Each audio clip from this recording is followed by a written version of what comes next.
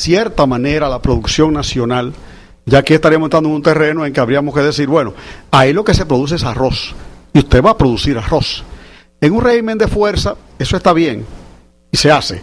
En estos regímenes nuestros, que tienen esta libertad a veces malinterpretada, mucha gente va a pensar que le están imponiendo una camisa de fuerza, pero yo no quiero sembrar eso. Entonces, esos mecanismos tienen que estar claramente establecidos para que esta ley sea aceptada, adecuada y funcione, porque lo que queremos es que funcione. Claro. Entonces, en el aspecto interno, por decirlo de alguna manera, por ahí habría que ver cómo se maneja ese aspecto. Y veo en la ley, está muy oficialista, entre comillas. Me refiero, no es que está con del gobierno que esté, porque las leyes son para siempre. Correcto. Pero está en manos siempre de representantes de los gobiernos. Y si tú vas a hablarme de producción, háblame de los productores. Intégrame a los productores al proyecto. Correcto. Yo veo un consejo en que están todos los ministros de Estado, y los ministros son empleados del presidente. Van a decir lo que el presidente diga. Desgraciadamente, ojalá algún día cambie, pero eso ha sido nuestra conducta política. Esa es la cultura. Esa es la cultura política nuestra. Entonces, entiendo que ese consejo hay que enriquecerlo, pero no llevarlo de una manera tal que no funcione. Porque entonces hacemos un organismo, y aquí se prevé, dice que si al ministro no puede ir, que nombre uno. Dice ahí, palabras muy bonitas, pero lo dice. Entonces se va a convertir en un consejo más del INDRI, de agricultura, que a fin de cuentas se reúne para llenar requisitos.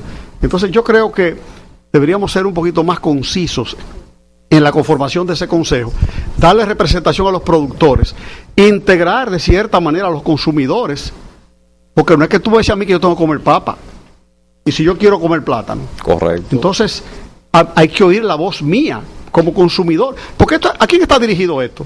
Esto no está dirigido a los empleados públicos, esto está dirigido al pueblo. Al pueblo dominicano. Y tampoco está dirigido a ninguno que estamos sentados aquí, que todos comemos lo que nos da la gana, cuando nos da la gana, ¿verdad? Esto está dirigido, entiendo yo, a una clase que necesita el apoyo de la nutrición. Sí. Entonces, a los que no tienen voz. Entonces yo creo que eso debe ser enriquecido, debe ser reformulado para que sea más operativo, ¿verdad? Y que opere, si no obligatoriamente, por lo menos por consenso, las decisiones que se tomen, que sea una recomendación, porque una ley, por buena que sea, si me obliga, no es buena ley en este aspecto, sino que sugiera mecanismos de producción, de alimentación, de equilibrio en los alimentos que tú vas a ingerir. Y que sea funcional. Y que sea funcional. Lo mismo sucede, hay una red muy interesante, que es una red que cada 3 años es una evaluación de cómo anda el proyecto, pero caemos en lo mismo. Hay una red que le va a venir a preguntar aquí al gobernador, al diputado, al Consejo Provincial de Desarrollo, que son todos del gobierno. Entonces, van a decir que está mal. No. Porque la cultura ha sido, está muy bonito en el papel, pero la cultura ha sido, y de hecho hay una ley que crea los consejos provinciales de desarrollo, pero es una ley que ha sido inoperante. Yo no he visto aquí, creo que hicieron una reunión un día, y eso debe tener 4 o 5 años ya, esa ley de promulgada. Sin embargo, se reúnen en la gobernación, que vamos a presentar el presupuesto nacional, que se reúne el Consejo Provincial de Desarrollo, y van el gobernador, los diputados, los que están en el gobierno. Entonces, desde luego, si el presupuesto ha sido sometido por el presidente, que es su patrono y es su jefe político, van a decir que está mal. Porque esa no es la cultura política nuestra. Así es. Entonces, esa red también debe ser enriquecida para fines de que evalúen lo que se está haciendo por personas que no estén ligadas. Cuando dije oficialismo me refería a eso. No me refería de manera muy particular, sino a los que detentan posiciones oficiales. No lo dije tampoco porque te vi la cara en aspecto peyorativo. No, de manera alguna. Ojalá yo ser oficialista y tener un sueldo de 200,000 pesos. Yo feliz estaría de la vida, ¿verdad? Pero rindiéndole el servicio al país. Exactamente. Honestamente, entonces, como siempre, ¿no? Así de pronto, para permitir que haya el intercambio de ideas. Correcto. Simplemente de entrada, tengo otras muchas sugerencias que podría hacer en ese aspecto, porque es bueno que para información de los presentes y de los televidentes, tú también le digas que yo fui 4 veces presidente de la Acción de Desarrollo de La Vega. No, pero no que solamente fui de los gestores de la zona franca único legislador aquí en la provincia de La Vega que rendía un informe mensual a todo el pueblo. Lo que te quiero decir es que fui presidente de la Cámara de Comercio y Producción 2 años, que he estado involucrado en aspectos de la producción, ¿verdad? Creo también que la ley debería contemplar, lo dice, tal vez se elaboraría mejor en el reglamento, un aspecto importantísimo el día de hoy, aunque habla del comercio exterior y todo eso, de renglones que debemos proveer para nosotros poder exportar lo que países quieren comprarnos. Ahora mismo hay un lío con las semillas transgénicas, eso hay un lío, que no sé si es verdad o es mentira, pero estamos siempre buscando nichos que tú dirás, ¿y eso qué tiene que ver con la alimentación? Sí tiene que ver, porque a la medida que yo produzco y genero recursos, yo puedo traer los alimentos que compensan mi dieta, que yo no produzco. Correctamente. Aquí no producimos trigo, por ejemplo, que es un producto de primera necesidad. Ni cebada. Y ni cebada, y con eso. Si te gusta la cebada, por la cerveza, ¿qué hace con ella, verdad? Entonces, lo que quiero decir es que no, simplemente para dejar caer esas ideas, exactamente, también debe pensarse en ver de qué manera se incentiva, se crean los mecanismos para que esa producción que va destinada a la exportación, que por ahí que va nuestro fuerte, lo que podemos vender en el exterior. Nosotros no podemos competir en arroz con Colombia, eso ni pensarlo. Nosotros no tenemos los terrenos, la actitud que ellos lo tienen, para ponerte un ejemplo. Sí. Pero sí estamos compitiendo a nivel internacional con el cacao orgánico, estamos compitiendo con el café orgánico. Y con lo del banano. Y con el banano. Entonces esos son aspectos interesantísimos que la ley debe tocar de alguna manera, porque estamos hablando de producir. Entonces, si tú me pones a producir solamente alimentos y no prevés que tú quieres dejarme nichos para que yo produzca cosas que yo pueda exportar y generar divisas, yo entiendo que hay que proveer los mecanismos necesarios, por lo menos que consten esas cosas, para que después un funcionario, ¿verdad?, arbitrario, no se pegue. Tú no puedes hacer eso porque esta ley dice que no, que lo primero es yuca, batata. Cuando tú le dices a un dominicano seguridad alimentaria, piensa yuca, batata, plátano, huevo, pollo. Eso es lo que piensa, ¿verdad? No piensa tampoco en vegetales, está pensando en eso. Así es.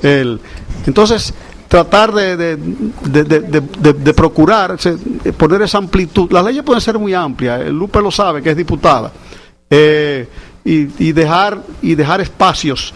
Al legislador te deja espacios. El legislador casi siempre es un poquito elástico en algunos aspectos, para que sea el reglamento el que en realidad ponga los requisitos esenciales para una ley. Así es. Entonces yo creo que voy a dejar, porque como dijo alguien aquí ahorita, si me dejan hablar no acabo, entonces yo voy a hacer Bueno, precisamente la licenciada Guadalupe Valdés, diputada nacional, quería decir algo, ¿no? No, yo quería hacerle una pregunta a César Abreu. Me pareció interesantísimo todo lo que expresó.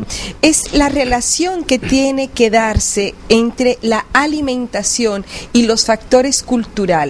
Desde el punto de vista histórico, ¿cómo han cambiado la cultura alimentaria de nuestro país? Si brevemente podría referirse a eso, por ejemplo, en la época de los taínos, ¿cuáles eran los alimentos que tenían prioridad en ese momento y cuál es la diferencia hoy día en la cultura alimentaria de nuestro país y del mundo? Así es. Tú, los grabados que tú has visto y las descripciones que hay, tú nunca has visto un taíno gordo, ¿verdad que no?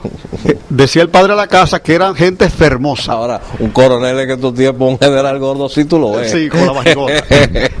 Lo que me refiero es que tenemos una alimentación adecuada. Primero, alimentación natural, que era lo que tenían. ¿Qué comían? Mucho pescado.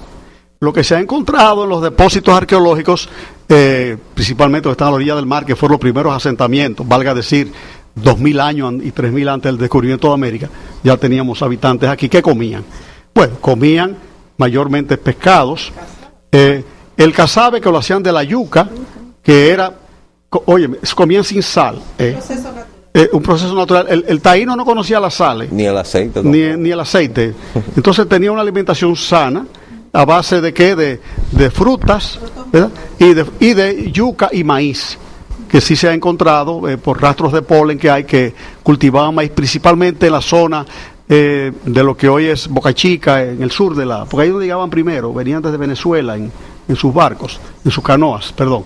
Entonces, Lupe, esa era la alimentación primaria. Desde luego vienen los españoles y traen sus costumbres, ¿verdad? Y se encuentran que este casabe es el pan más desabrido que ellos han probado en su vida. Pero Alonso de Ojeda tenía una fábrica de casabe en Higüey y se la vendía a los barcos que iban para el continente, porque el español se acostumbró al casabe. Tenía monopolio. Tenía monopolio. Tenía monopolio. Pero, o sea, entonces el español comienza a asumir la comida de los indios. Y los indios, nosotros, comenzamos a asumir la comida de los españoles, ¿verdad? La carne seca, la carne embarrilada que ellos traían, trajeron el plátano, aquí no había plátano, el plátano viene de las Islas Canarias, después vienen los africanos, enriquecen el menú con el ñame, con los sazones. Tú sabes que el sofrito ni es